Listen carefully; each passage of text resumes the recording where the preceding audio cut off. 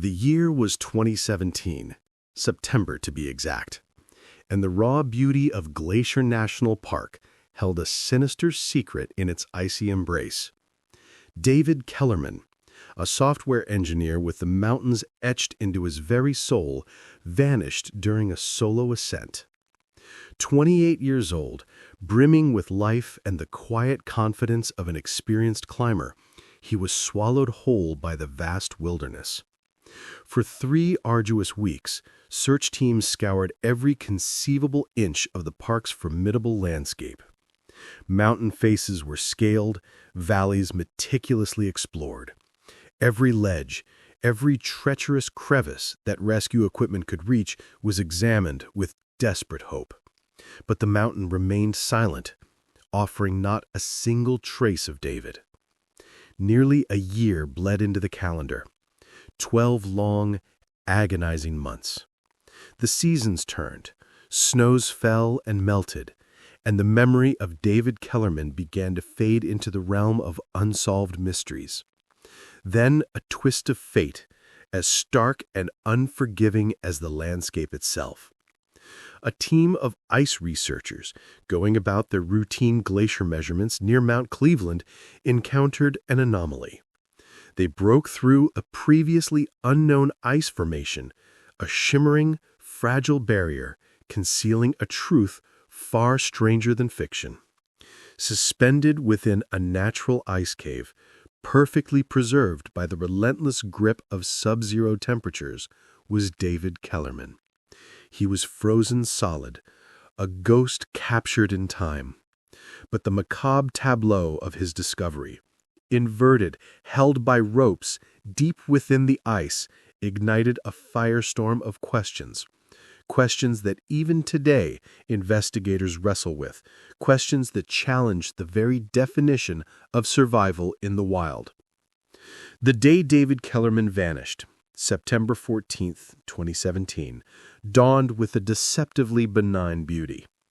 Northwestern Montana awoke to a crisp, stable morning. Temperatures hovered around 35 degrees Fahrenheit, a climber's paradise of clear skies and minimal wind. Perfect conditions, experts agreed, for a technical ascent. At precisely 6:30 a.m., David signed the climbing register at the Polebridge Ranger Station. His intended conquest, the daunting northeast face of Mount Cleveland.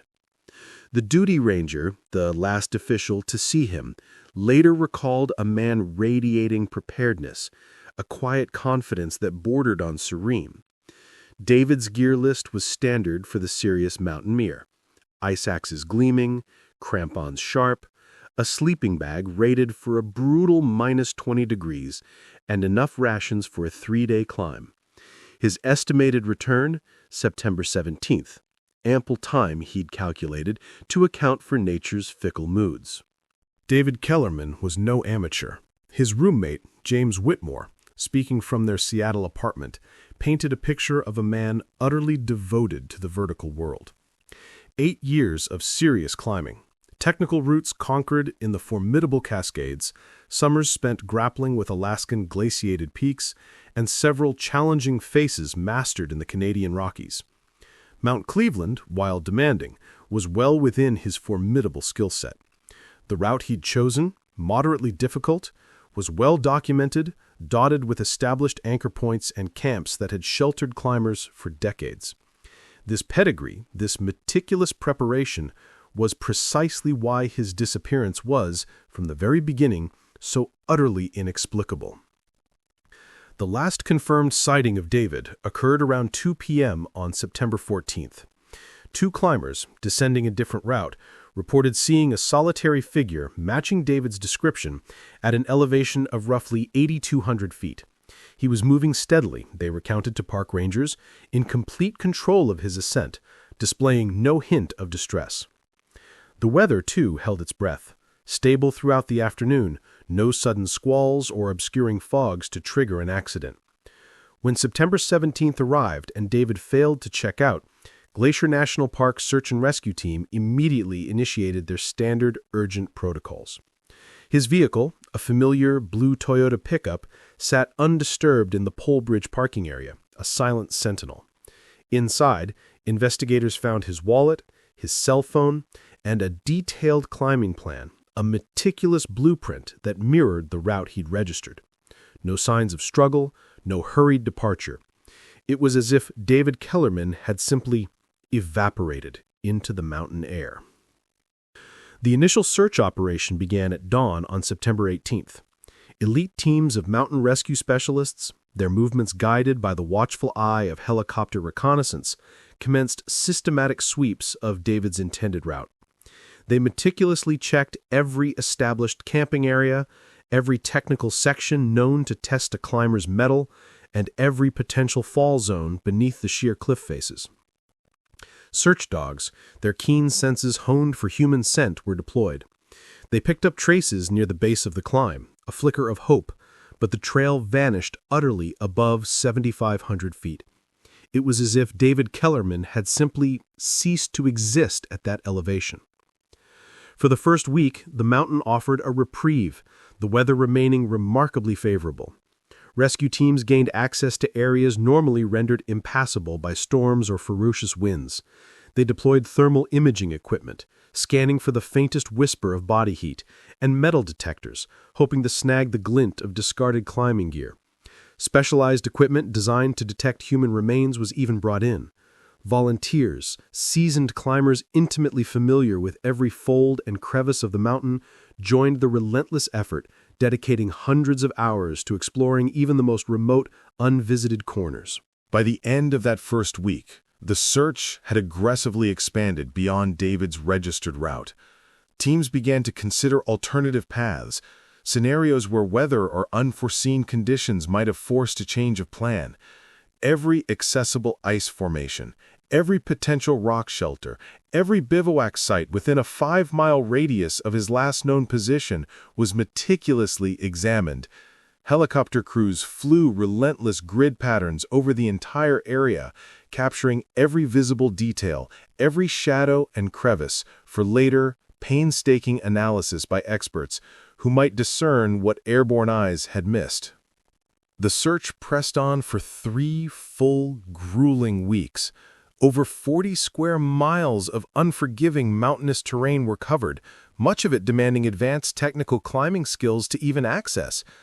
They found the ghosts of other climbers, old gear caches, abandoned equipment, the silent testament to past struggles, but nothing, absolutely nothing, that belonged to David. The mountain, it seemed, had utterly consumed him, leaving no trace of his passage beyond the point where the search dogs had lost their elusive scent. On October 8th, after 21 days of intensive, heart-wrenching searching, Glacier National Park officials faced an agonizing decision. With winter's icy breath already on the wind and all reasonable search possibilities exhausted, the operation was scaled back. The official statement was terse, citing the approaching winter and the depletion of viable avenues. Their final report grimly noted that every accessible area where David could have fallen, been trapped, or sought refuge had been covered. The case was formally transferred to the park's Missing Persons Division, destined to remain open but without active search operations. David's family, however, refused to surrender to the mountain's silence. Robert and Linda Kellerman, his parents, journeyed from their Oregon home, establishing a temporary base near the park. They organized private search efforts, hired independent mountain guides, and offered substantial rewards for any scrap of information regarding their son's whereabouts. These private searches continued sporadically through the fall of 2017, a testament to unwavering parental love, until the iron grip of winter finally rendered further efforts impossible. The case reverberated through climbing communities nationwide. David's disappearance became a somber feature in mountaineering magazines and online forums where seasoned climbers dissected every possible scenario. Some whispered of hidden crevasses, others theorized about avalanche burials or catastrophic equipment failure in a location too remote to ever be found. A chilling few suggested David might have initially survived, only to become trapped, succumbing to exposure or injury in an unreachable void. Local newspapers had covered the story extensively during the search. The Kalispell Daily Interlake published numerous articles detailing interviews with search team leaders and David's heartbroken family.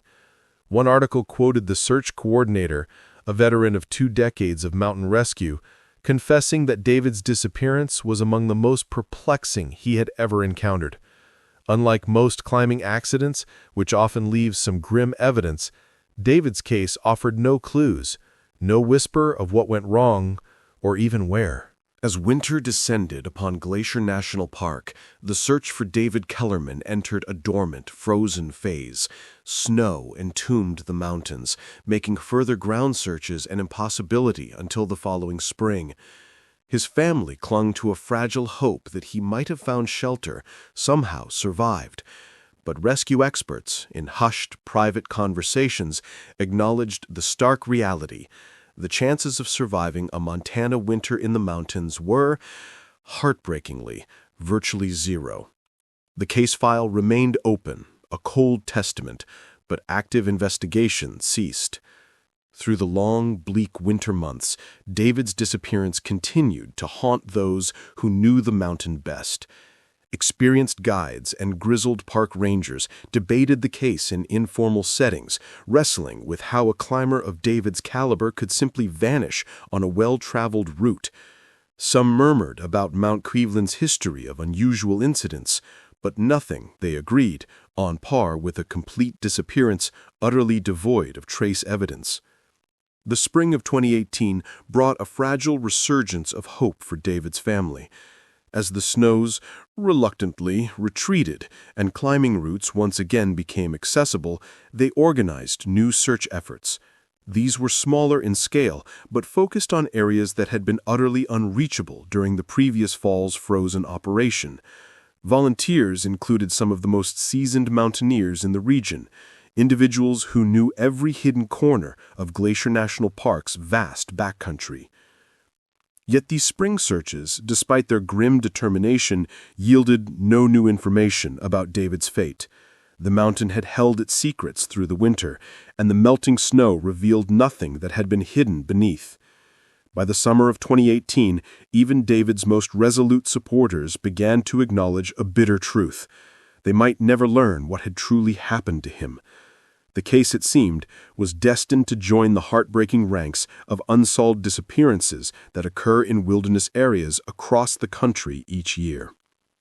It was amidst this quiet, resigned acceptance that a completely unrelated scientific expedition would stumble upon a discovery that would rip David Kellerman's case wide open in the most unexpected and terrifying way imaginable. These researchers, intent on their routine glacier measurements, had no inkling that their work would lead them to a frozen chamber, a chilling time capsule holding the answers to questions that had haunted David's family and the climbing community for nearly a year. Dr. Amanda Pierce and her team from the University of Montana's Glaciology Department arrived at Glacier National Park on August 15, 2018. Their mission was ostensibly routine, an ice measurement expedition focused on documenting the relentless retreat of glacial formations, a stark consequence of climate change. This work demanded meticulous precision, exact measurements of ice thickness and density across various elevations. The team comprised Dr. Pierce, her bright graduate student Kevin Walsh, and the methodical research technician Lisa Brennan. They had been engaged in similar studies across the Northern Rockies for 3 years, and their current work at Glacier marked the final phase of a comprehensive regional survey. Their equipment was cutting-edge: ground-penetrating radar, specialized ice core drilling apparatus, and thermal imaging devices designed to map subsurface ice formations. Their planned study area encompassed several glacial remnants on Mount Cleveland's north face, including formations that had remained largely undocumented in previous surveys. According to Dr. Pierce's research notes, they were particularly intrigued by naturally occurring ice caves and chambers within the glacial mass, as these features offered invaluable data on internal ice dynamics and structural stability. On August 22nd, The team was working at an elevation of approximately 9,100 feet, meticulously mapping the internal structure of a glacial formation that, from the surface, appeared remarkably stable. The ground-penetrating radar suddenly registered a large void space, roughly 15 feet below the ice surface. While not entirely unusual in glacial environments, such cavities often formed from meltwater carving channels or shifting ice masses creating internal gaps. Its size and depth made it potentially significant for their research. Dr. Pierce made the call: investigate further. They began drilling an access hole using their ice core equipment, modified with a larger diameter bit specifically designed for creating entry points into subsurface cavities. The drilling proceeded normally for the first 12 feet, the equipment encountering the expected dense resistance of glacial ice. But at a depth of 14 feet, the drill suddenly plunged into open space, confirming their radar's eerie reading. They had reached the detected cavity. Kevin Walsh was the first to peer into the newly created aperture.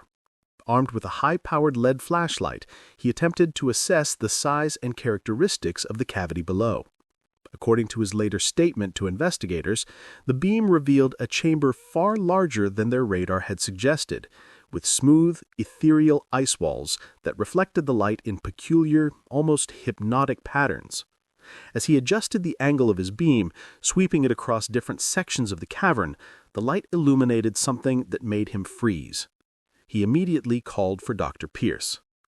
Suspended from the ceiling of the ice cave, approximately 8 feet below their access hole, was what appeared to be a human figure. The body hung upside down, held in place by what looked eerily like climbing rope, meticulously wrapped around the ankles. The figure was completely encased in a thin, translucent layer of ice, a chilling, natural sarcophagus that preserved every detail of clothing and equipment. Kevin's first reaction, he testified, was sheer disbelief. He called Dr. Pierce again, his voice cracking, needing confirmation, convinced that the strange, ethereal lighting within the ice cave was conjuring some cruel optical illusion. Dr. Pierce's immediate examination, however, confirmed Kevin's terrifying observation. Through the narrow access hole, she could clearly discern a human body, suspended in an inverted position within the frigid ice chamber. The person appeared to be wearing mountaineering gear, including a distinctive red jacket and climbing helmet. The body's position was utterly unnatural, unsettlingly deliberate, hinting that it had not arrived in the chamber through any ordinary climbing accident. The rope around the ankles appeared to be purposefully tied, and the suspension point was a metal anchor driven with grim precision into the ice ceiling of the chamber. The team immediately halted their research activities. Dr. Pierce, her hands trembling, retrieved her satellite communication device and contacted Glacier National Park authorities, reporting the unthinkable: the discovery of human remains in an ice cave on Mount Cleveland. The dispatcher initially struggled to grasp the nature of the discovery. Reports of bodies found in ice formations were virtually unheard of in the park's long history. Dr. Pierce provided precise GPS coordinates and detailed descriptions of the treacherous access route to the site. Within 4 hours of the initial report, park rangers arrived. The response team included Chief Ranger Thomas Briggs, the very man who had supervised the agonizing search for David Kellerman the previous year, along with 2 technical rescue specialists fully equipped for perilous ice cave operations. Ranger Briggs immediately grasped the profound significance of the discovery's location, within the general area where David had vanished, though at a far higher elevation than searchers had previously examined. The initial assessment of the scene required lowering a ranger into the icy abyss through the access hole created by the research team. Ranger Michael Torres, an experienced ice rescue specialist, descended into the cavity using specialized equipment designed for confined space operations. His preliminary examination confirmed the chilling truth. The suspended figure was indeed human remains, remarkably preserved by the constant sub-zero temperatures within the ice cave. The body, he reported, appeared to be that of a young male clad in gear consistent with mountaineering gear from the previous year. Torres's report, filed that evening, detailed the scene with unnerving precision. The ice chamber was roughly circular, approximately 12 feet in diameter and 8 feet in height. Its walls were smooth, glacial ice sculpted by natural processes over countless years. The suspended body hung in the exact center of the chamber from a single anchor point in the ceiling. The rope, standard climbing rope, showed no signs of wear or damage that would suggest accidental entanglement. Most disturbing, most utterly chilling, was the deliberate nature of the suspension system itself, a meticulously constructed apparatus far removed from the chaos of any climbing accident. The recovery operation began the following morning. Due to the delicate nature of the scene and the paramount need to preserve all evidence, the team made a crucial decision: to enlarge the access hole rather than attempt to extract the body through the narrow opening created by the research team. This painstaking process required the careful, controlled use of heated tools, precisely to avoid damaging either the fragile ice formation or the remains within the chamber.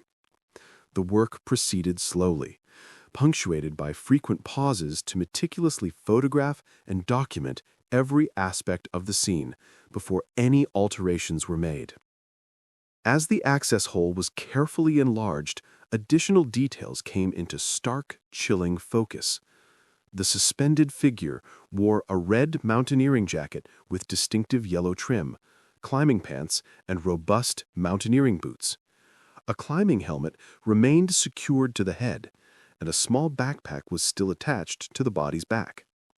Most significantly, the gear matched the exact descriptions provided by David Kellerman's family during the previous year's desperate search operation.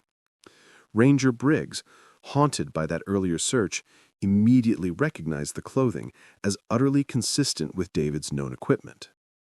The actual recovery of the body demanded specialized techniques due to its inverted suspension and the fragile nature of ice-preserved remains.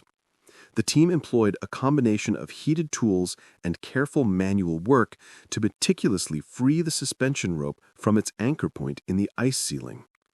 Throughout this arduous process, they meticulously documented the exact configuration of the rope system, noting that it consisted of multiple wraps around both ankles, secured by a complex knot system affixed to the overhead anchor. When the body was finally, gently, lowered to the chamber floor, investigators could examine it more closely. The preservation was astonishing, almost grotesque in its perfection, with facial features clearly visible through the thin, icy coating. Personal items found with the body included a wallet containing David Kellerman's identification, confirming what many had already suspected, yet still shattering their hearts. However, the condition and unnatural position of the remains immediately raised profoundly disturbing questions about how David had ended up suspended in this remote, icy tomb. The body was carefully transported to the surface, then evacuated by helicopter to the medical examiner's office in Kalispell. The entire recovery operation spanned 2 grueling days, with investigators working in shifts, their concentration absolute, ensuring that not a single piece of evidence was overlooked or damaged. Every item of equipment found with the body was meticulously cataloged and preserved for forensic analysis, including the chilling rope system that had held David in his suspended, final position. News of the discovery, a cold whisper spreading through the climbing community and local media, exploded into a roar.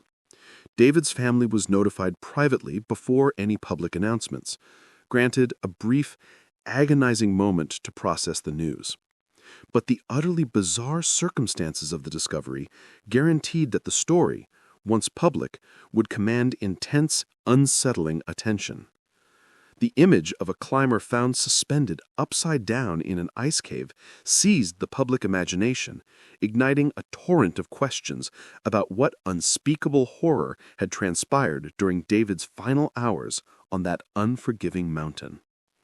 The initial medical examination unequivocally confirmed the remains were those of David Kellerman, finally bringing a grim, heartbreaking end to nearly a year of agonizing uncertainty about his fate.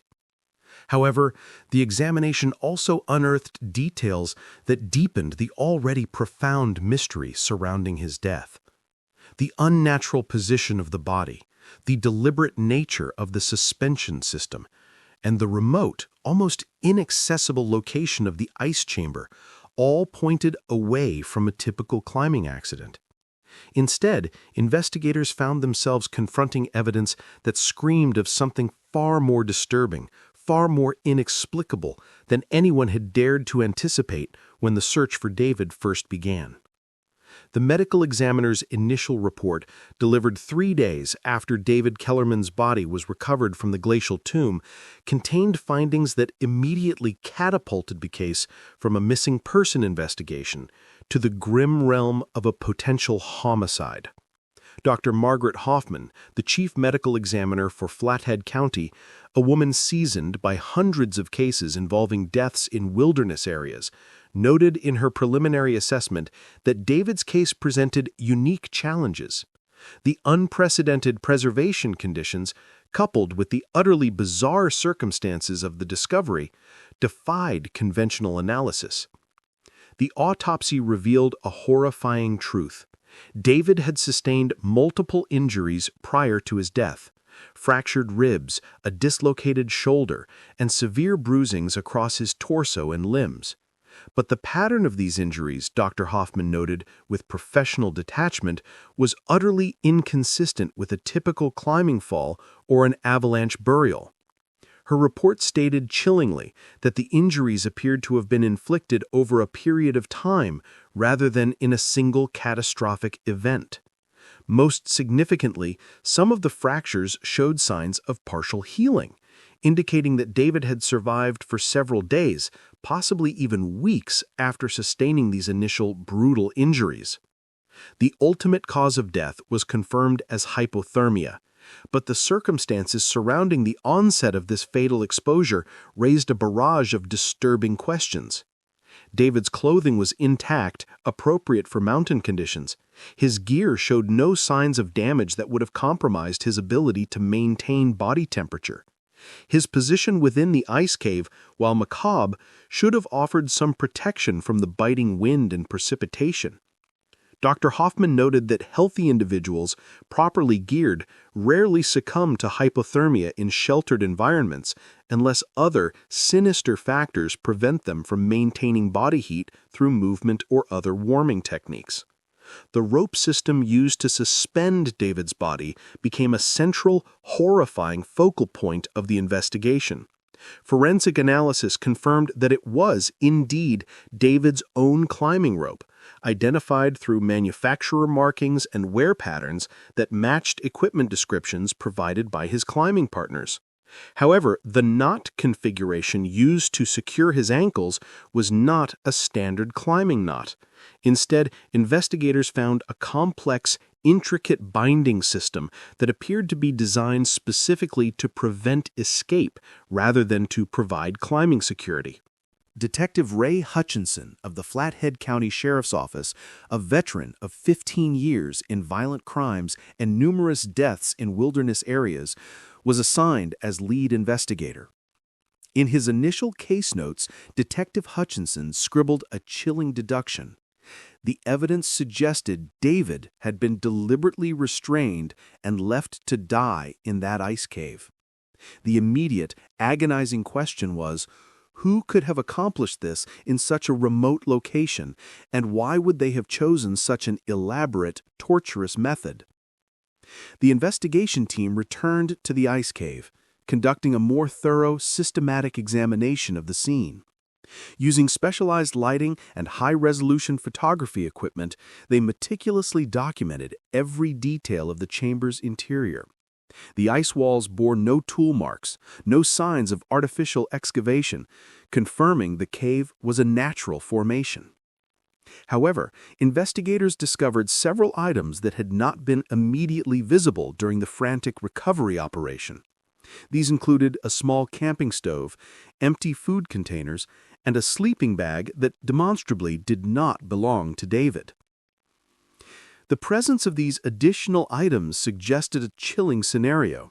Someone had used the ice cave as a temporary shelter, possibly for an extended period. The food containers bore no identifying marks, but their condition indicated recent use.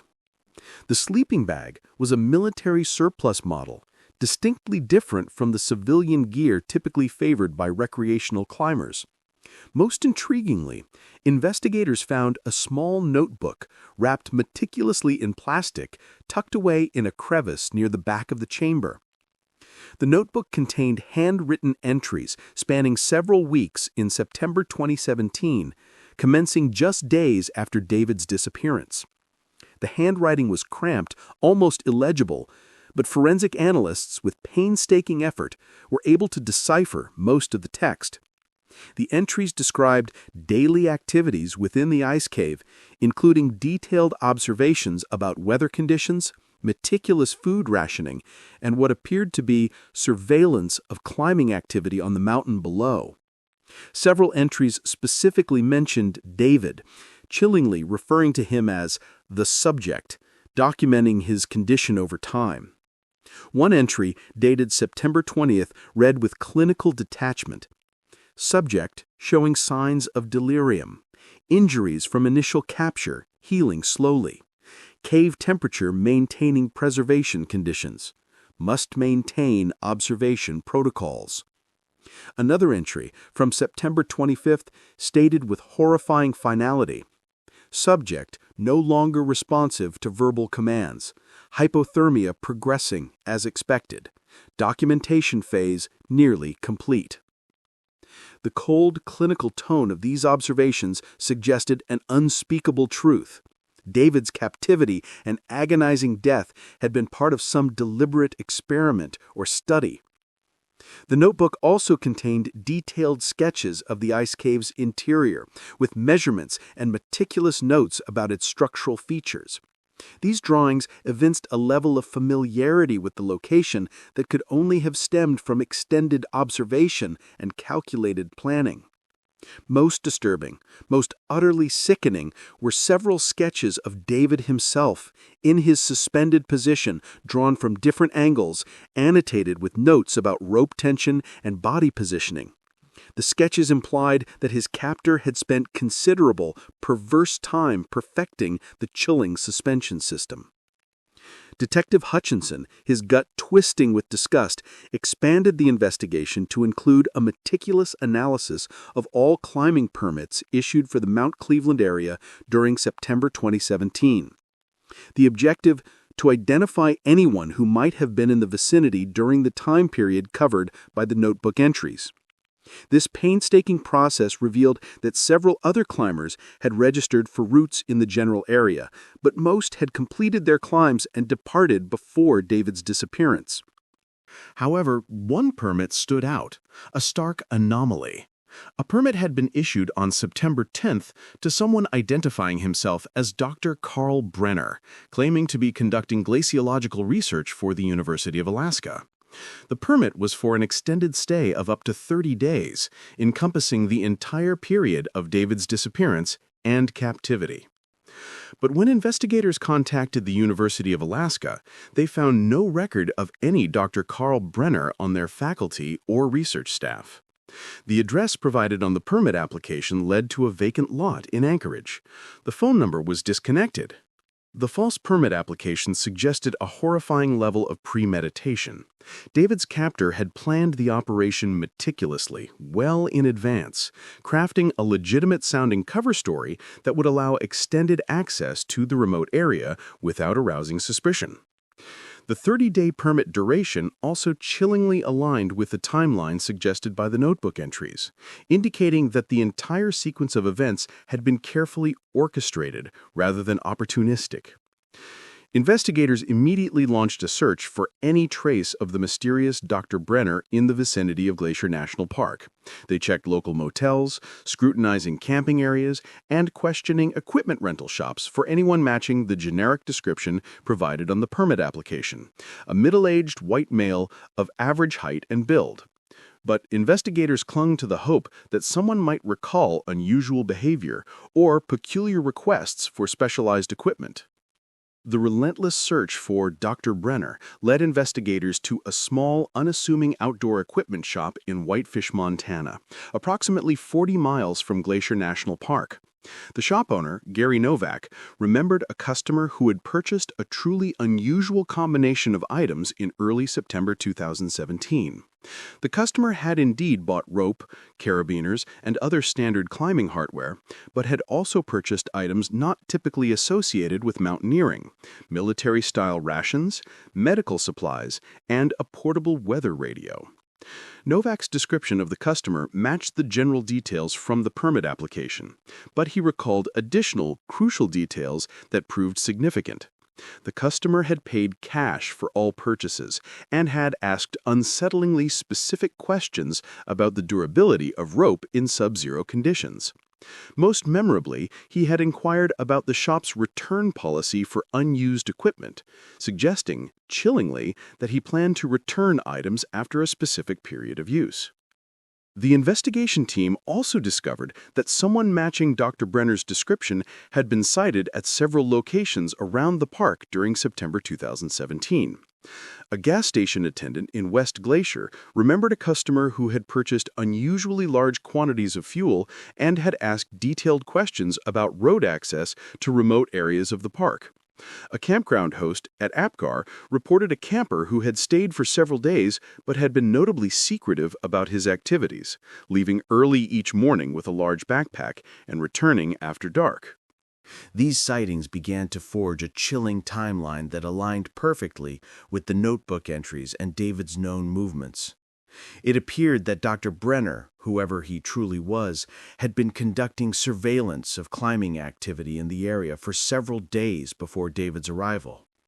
The sheer level of preparation and planning suggested that David had not been a random victim, but had been specifically targeted for reasons that remained horrifyingly unclear.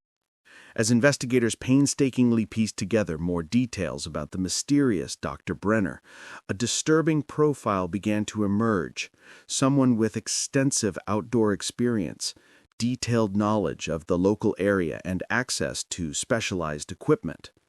The cold, clinical nature of the notebook entries suggested possible medical or scientific training, while the sophisticated planning indicated someone with experience in covert operations. However, despite these unsettling insights, the true identity of David's captor remained maddeningly unknown, and investigators found themselves pursuing a ghost who had vanished as completely as David himself had initially disappeared. The case, with its chilling undertones of premeditated cruelty, quickly attracted the attention of federal law enforcement agencies. The possibility that the perpetrator might strike again in other wilderness areas, using the vast isolation as his laboratory, was too terrifying to ignore. FBI behavioral analysts reviewed the evidence and concluded with a jolt of recognition that the crime bore the chilling hallmarks of human experimentation, possibly part of a larger, horrific pattern of similar activities. This assessment triggered a nationwide search for comparable cases, missing climbers or hikers found in unusual, inexplicable circumstances. The FBI's involvement in the David Kellerman case brought a wealth of resources and specialized expertise that local investigators simply did not possess. Special Agent Rebecca Torres, a formidable operative specializing in crimes occurring in remote wilderness areas, arrived in Kalispell on September 15, 2018, to coordinate the federal investigation. Her background included cases involving serial offenders who preyed on outdoor enthusiasts, and she immediately recognized unsettling patterns in David's case that suggested the perpetrator might have committed similar crimes elsewhere. Agent Torres initiated a comprehensive, relentless search of the FBI's extensive database for unsolved cases involving missing or deceased hikers and climbers found in unusual, inexplicable circumstances. The search parameters were precise: victims discovered in remote locations, evidence of prolonged captivity, and any indication of deliberate positioning or staging of remains. Within 2 weeks, the database search had identified 17 cases across 7 western states that bore chilling similarities to David's situation, spanning a period of nearly 8 years.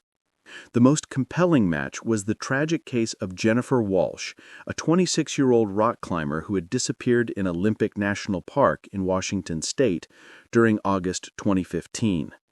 Jennifer's body had been discovered 6 months after her disappearance by park maintenance workers clearing a blocked drainage tunnel.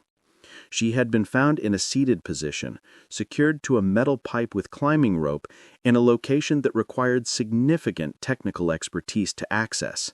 Like David, Jennifer had survived for an extended period after her initial disappearance, her death ultimately resulting from exposure and dehydration. Another profoundly significant case involved Marcus Reed, a 31-year-old mountaineer who had vanished in Rocky Mountain National Park in Colorado during September 2016. Marcus had been found the following spring by a search and rescue team investigating an unrelated incident. His body was discovered deep within a natural cave system, suspended from the ceiling in a manner remarkably similar to David's chilling positioning. Colorado investigators had initially classified the case as an unusual climbing accident, but the FBI's meticulous review revealed disturbing details that screamed of deliberate restraint and captivity. Agent Torres, her resolve hardening, immediately established a multi-jurisdictional task force to investigate what now undeniably appeared to be a horrific pattern of crimes committed by the same individual across multiple states. The task force included investigators from each jurisdiction where similar cases had occurred, fostering a coordinated, desperate effort to share information and identify the insidious connections between the various incidents. The working theory was a chilling one. A single, elusive perpetrator was systematically targeting experienced climbers and hikers, using the vast, isolated wilderness areas as both hunting grounds and macabre disposal sites for his victims. The geographic distribution of the cases revealed an unsettling pattern.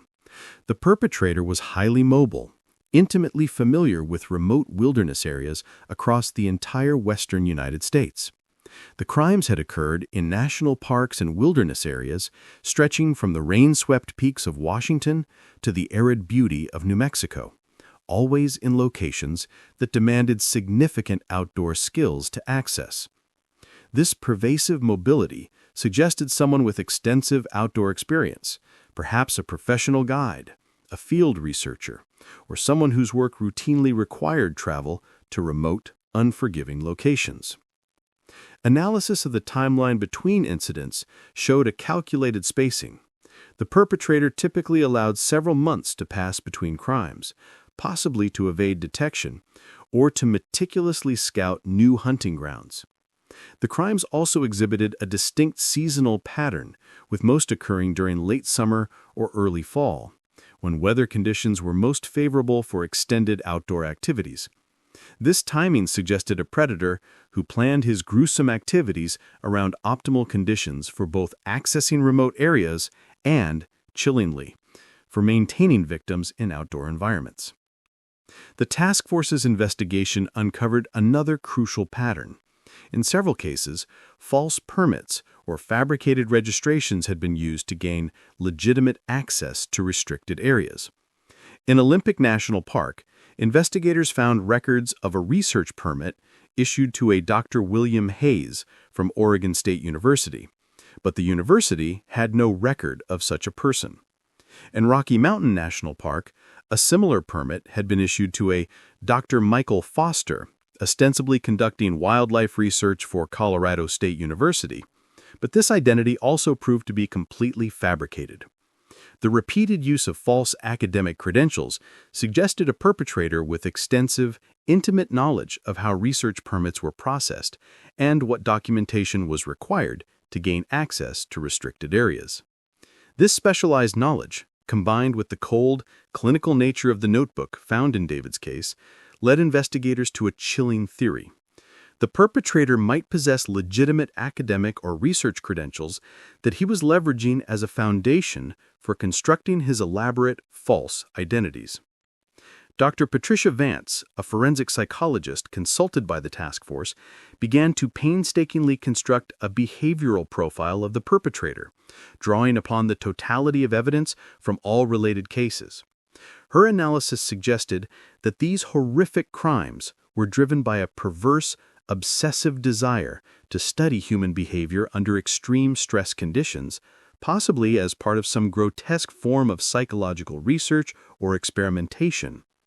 The meticulous documentation found in David's case, coupled with similar evidence from other incidents, painted a terrifying picture. The perpetrator viewed his victims not as human beings, but as mere test subjects. The profile described someone with advanced education, likely in psychology, medicine, or a related field, who had become utterly obsessed with studying human responses to isolation and extreme conditions. Dr. Vance noted that the perpetrator's methods betrayed a sophisticated understanding of both human psychology and wilderness survival techniques. The chilling choice to use remote wilderness locations suggested someone who was not only profoundly comfortable in such environments, but who viewed them as ideal, isolated laboratories for his depraved experiments. Meanwhile, the investigation into Dr. Carla Brainer's true identity continued through traditional, grinding detective work. Investigators obtained surveillance footage from businesses surrounding Glacier National Park during September 2017, desperately hoping to identify the person who had used the false identity. The process was mind-numbingly tedious, requiring the review of hundreds of hours of grainy footage from gas stations, restaurants, and equipment shops in the area. A breakthrough, sharp and sudden, finally arrived.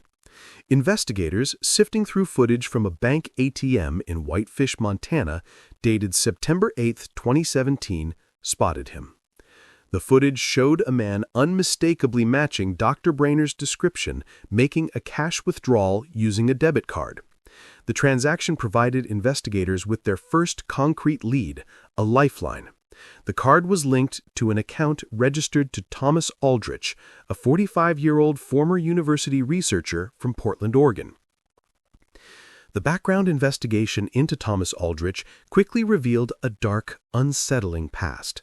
He had worked as a research psychologist at Portland State University until 2014, when he had been abruptly dismissed following grave allegations of conducting unauthorized experiments on human subjects. The university's internal investigation had concluded that Aldrich had been secretly studying stress responses in student volunteers without proper consent or institutional oversight.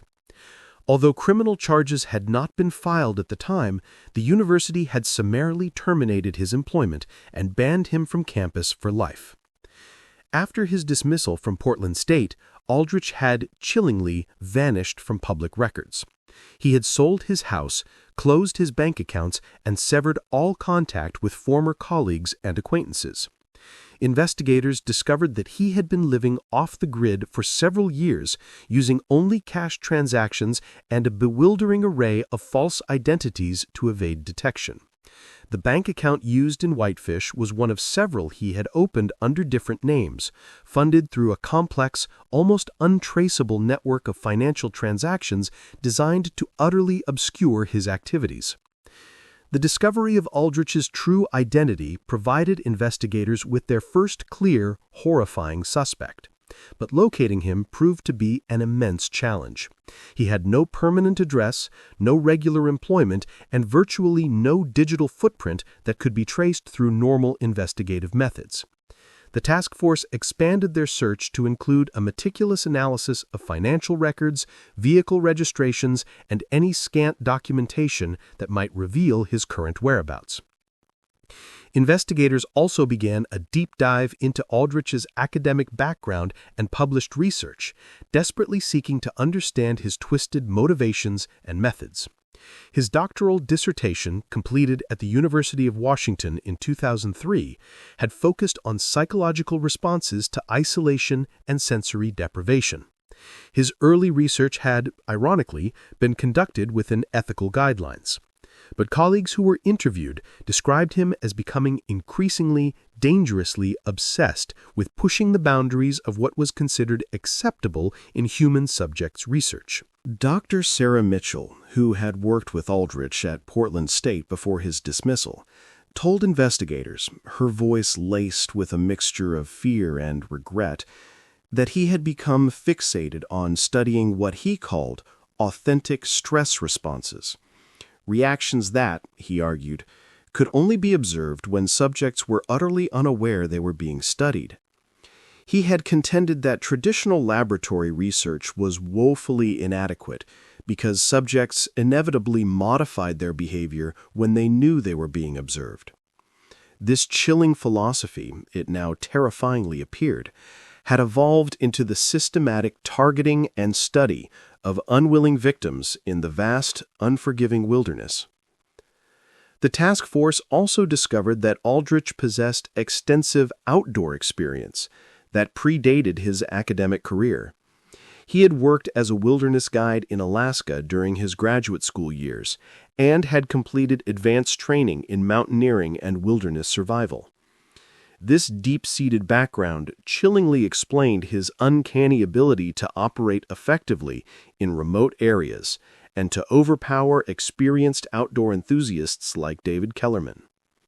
As the investigation relentlessly progressed, the task force developed a comprehensive, terrifying understanding of Aldrich's methods and motivations. But his current location remained a maddening enigma. The pattern of his crimes suggested that he was likely scouting new locations for future atrocities, possibly in wilderness areas that had not yet been connected to his previous crimes. This terrifying possibility spurred increased surveillance and security measures in national parks across the western United States, as investigators worked desperately to prevent additional victims while continuing their relentless search for Thomas Aldrich. The case had metastasized from a single missing person investigation into a multi-state manhunt for a serial killer, a predator who used America's most remote and beautiful wilderness areas as his personal hunting grounds. The immense challenge facing investigators was finding someone who had spent years perfecting the sinister art of disappearing into landscapes where even the most experienced searchers could vanish without a trace. The manhunt for Thomas Aldrich escalated throughout the fall of 2018, with federal agents coordinating an elaborate web of surveillance operations across multiple wilderness areas, locations where his established, chilling pattern suggested he might strike next. Agent Torres implemented a meticulously crafted strategy, a fusion of traditional investigative techniques and innovative approaches specifically designed for tracking a ghost who operated in the unforgiving, vast expanse of remote wilderness. The FBI established covert monitoring stations at key access points to major wilderness areas, meticulously focusing on locations that precisely matched Aldrich's previous meticulous target selection criteria. The breakthrough, when it finally arrived, emerged from the most unexpected of sources. On November 3, 2018, a sharp-eyed backcountry ranger in Yellowstone National Park reported suspicious activity near a remote research station in the park's northeastern section. Ranger Dale Murphy had stumbled upon irrefutable evidence of unauthorized camping in an area that strictly required special permits for overnight stays. The campsite, a meticulously organized encampment, bore all the hallmarks of extended occupation, including a sophisticated shelter system and equipment caches that screamed of someone who had been living there for several weeks. Murphy's report, detailed and precise, described finding research materials and documentation that immediately seized the attention of the investigators. Among the items discovered were detailed topographical maps, chillingly marked with observation points, photographs of unsuspecting hikers and climbers taken with powerful telephoto lenses, and notebooks filled with behavioral observations, scrawled in the same cold, clinical style found in David Kellerman's case. Most significantly, most damningly, the campsite contained identification documents for Dr. Carl Brenner, the false identity Aldrich had used at Glacier National Park. The FBI task force mobilized instantly upon receiving Murphy's report. A joint multi-agency operation involving federal agents, seasoned park rangers, and local law enforcement was swiftly organized to locate and apprehend Aldrich before he could abandon the area or, God forbid, claim another victim. The operation demanded meticulous coordination, a ballet of stealth and precision, designed to avoid alerting Aldrich to their presence while simultaneously ensuring that all possible escape routes were sealed. Agent Torres, her mind a whirlwind of possibilities, arrived at Yellowstone within hours of the initial report, bringing with her a formidable team of specialists.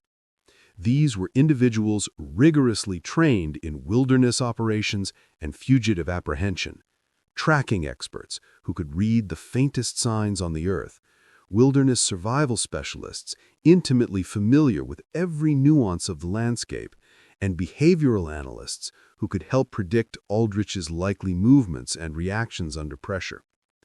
The operation was complicated by the sheer remoteness of the location and the urgent need to maintain operational security in an environment where radio communications were often limited and weather conditions could shift with terrifying rapidity.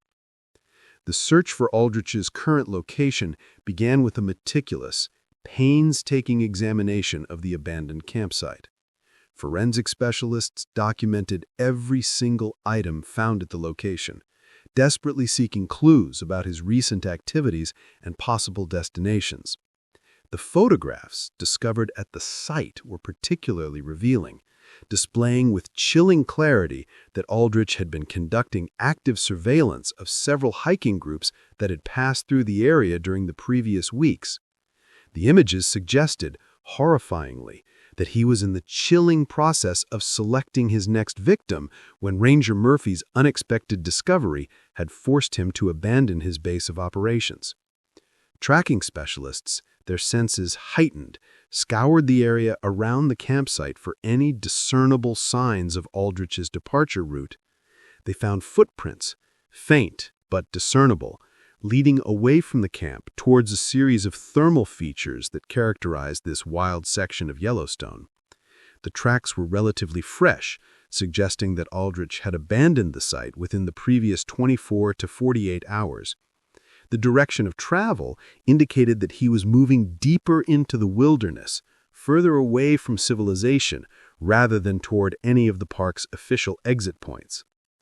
The pursuit team followed the track evidence through increasingly difficult terrain, moving with meticulous care to avoid detection while maintaining unwavering visual contact with the trail. The tracks led them through treacherous areas of geothermal activity, where the constantly shifting ground conditions made tracking incredibly challenging. But the specialists, their expertise honed over years, were able to maintain the trail by identifying disturbed vegetation and other subtle, almost imperceptible signs of passage. After several arduous hours of careful pursuit, the team reached a critical vantage point that afforded a clear, sweeping view of the valley below. Using high-powered binoculars, team members spotted a solitary figure moving along a distant ridgeline, approximately 2 miles ahead of their position. The figure appeared to be carrying a large backpack, moving with the steady, practiced pace of someone deeply experienced in wilderness travel. Agent Torres made the crucial decision: coordinate a containment operation. She began positioning team members at strategic points, a living net designed to prevent Aldrich from escaping the vast natural trap. While a smaller, elite group continued direct pursuit, the containment operation demanded precise timing and flawless communication, despite the challenging terrain and notoriously limited radio coverage. Team members moved with silent precision to positions that would effectively block access to the main trails leading out of the area, while others established elevated observation posts that could continuously monitor Aldrich's movements and coordinate the final, decisive approach. The entire operation was further complicated by the paramount need to avoid civilian hikers who might be in the area and who could potentially become hostages if Aldrich, with his desperate cunning, became aware of the relentless pursuit. As the pursuit team relentlessly closed the distance to their target, they were able to confirm, unequivocally, that the figure was indeed Thomas Aldrich. Through powerful telephoto lenses, they could see that he was carrying equipment eerily consistent with his previous horrific operations: rope, camping gear, and what appeared to be restraint devices. Most concerning, most utterly sickening, was the presence of sophisticated surveillance equipment, suggesting that he was actively scouting for potential victims, even while being relentlessly pursued. The final approach began at dawn on November 5th, with team members moving into position under the fragile cover of early morning darkness. Agent Torres, a cold determination etched on her face, coordinated the operation from a command post established on high ground overlooking the target area. The plan called for a simultaneous approach from multiple directions, a carefully choreographed pincer movement designed to prevent Aldrich from escaping while minimizing the inherent risk of a violent confrontation in the dangerous, unforgiving terrain. Aldrich was located at a temporary camp he had established in a narrow canyon, a natural fortress that provided effective concealment from aerial observation.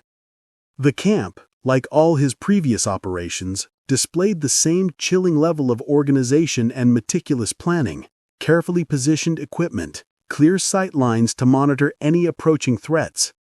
However, the very canyon location that afforded him such concealment also, ironically, severely limited his escape options, allowing the pursuit team to establish a secure, impenetrable perimeter. The arrest operation commenced when Agent Torres, her voice amplified by a bullhorn, identified herself and demanded Aldrich's surrender. His initial response was a desperate, predictable attempt to escape through a narrow passage at the back of the canyon, but team members, positioned precisely for this eventuality, were able to block his route without direct confrontation.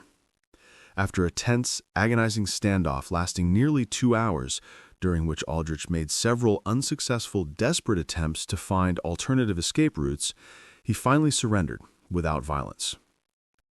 The arrest of Thomas Aldrich, a moment of profound, exhausted relief, brought a measure of closure to the families of David Kellerman and the other innocent victims whose cases had at last been tragically linked to his depraved activities. However, the subsequent investigation revealed that his crimes had been even more extensive, more horrifying than initially suspected. During the meticulous search of his various campsites and equipment caches, investigators unearthed overwhelming evidence connecting him to additional disappearances that had not previously been identified as related cases. Aldrich's eventual confession, a chilling narrative provided during plea negotiations, unveiled the full, horrific scope of his activities spanning nearly a decade. He admitted to the murders of David Kellerman and 16 other victims across 7 states, describing his unspeakable crimes with chilling detachment as, quote, research into human psychological responses under extreme conditions, unquote. His meticulously detailed records, recovered from multiple locations, provided investigators with crucial information about victims whose remains had never been found, cases that had, until then, been tragically classified as missing persons rather than homicides. The psychological evaluation conducted during Aldrich's prosecution revealed a complex, deeply disturbing individual whose academic training had been utterly corrupted by an obsessive, pathological desire to study human suffering without any semblance of ethical constraints. Dr. Patricia Vance, the forensic psychologist who conducted the evaluation, described him as a highly intelligent individual who had somehow rationalized his monstrous crimes as legitimate scientific research, despite fully understanding that his actions were unequivocally illegal and profoundly harmful. Thomas Aldrich was ultimately sentenced to life imprisonment without the possibility of parole for his heinous crimes. The case led to significant, far-reaching changes in how research permits are processed for wilderness areas, with enhanced background checks and rigorous verification procedures specifically designed to prevent similar deceptions. The FBI also established new, critical protocols for investigating disappearances in wilderness areas, finally recognizing, with grim clarity, that such remote locations can be exploited by predators who exploit the isolation and limited law enforcement presence. For David Kellerman's family, the resolution of the case, while offering agonizing answers to questions that had haunted them for over a year, could never, ever restore what they had so cruelly lost. His parents, Robert and Linda Kellerman, channeling their unbearable grief into action, established a foundation dedicated to improving safety and communication systems for wilderness recreation, working tirelessly to prevent other families from experiencing similar, soul-crushing tragedies. The foundation also actively supports vital research into improving search and rescue techniques for wilderness areas. The case of David Kellerman and Thomas Aldrich serves as a stark, chilling reminder that even in America's most remote and breathtakingly beautiful wilderness areas, human predators can and do exploit the profound isolation and inherent vulnerability of outdoor enthusiasts. The agonizing investigation revealed precisely how someone with the terrifying combination of specialized skills, intimate knowledge, and malevolent intent could operate undetected for years in environments where help is agonizingly far away and victims can simply vanish without a trace. The ice cave where David was found, a chilling monument to human depravity, has been permanently sealed by the National Park Service. This closure serves a dual purpose: to preserve it as an undisturbed crime scene and to prevent it from ever becoming a site of morbid curiosity. The location remains unmarked and undisclosed to the public, its secrets known only to the investigators and park officials who were inextricably involved in the case. Mount Cleveland continues to attract climbers and hikers, its majestic beauty undiminished. But David's story has become an indelible part of the mountain's history, a somber, silent reminder of the profound dangers that can lurk even in the most pristine, seemingly untouched wilderness settings. The legacy of this case extends far beyond the individual tragedy of David Kellerman's death. It has fundamentally changed how law enforcement agencies approach missing person cases in wilderness areas, how park services process research permits, and how the entire outdoor recreation community thinks about safety in remote locations. While the wilderness will always carry inherent, untamed risks, the hard-won, heartbreaking lessons learned from David's case have, without a doubt, made these environments safer for the thousands of people who seek adventure, solace, and profound solitude in America's wild, untamed spaces.